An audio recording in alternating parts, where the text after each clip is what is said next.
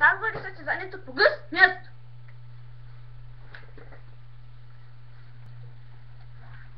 Ето това.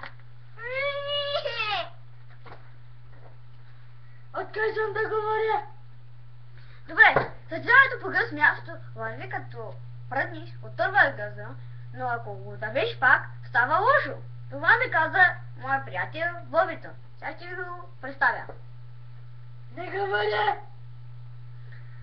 Той е мълчалив и не иска да дава коментар за по гъс място.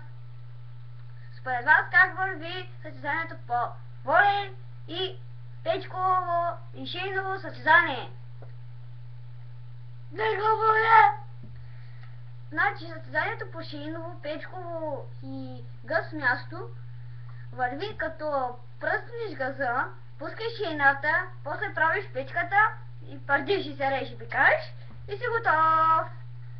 Еми пръц! Как върви състезанието по ски скокове в Банско? Не говоря. Сега предаваме на живо от Банско, който е педераса. Мълче! Защо бе, господине, не говорите? Мълчи бе! Защо не говорите? Защото мълчи бе! Чакай. Как върви състезанието по шамаргово състезание?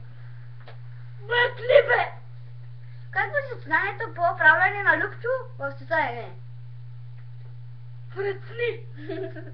Как върви състезанието по правене на вреди?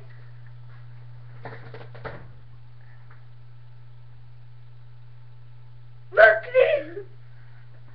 Как върви състезанието по правене на компютри? Мъкли! Как върви състезанието по правене на телевизори? Мъкли!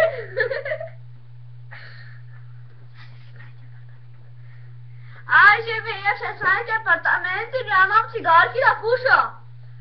Мъкли! Аз живея в 16 апартамент и ме изгониха в габарника. Мъкли бе! Трябва да кажеш Столетов, нашия генерал е много много.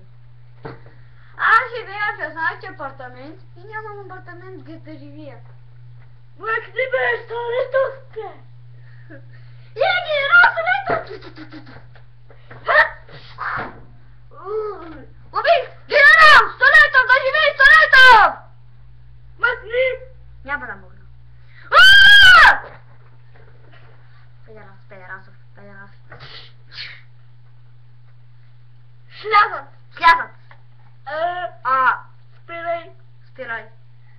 Спри го!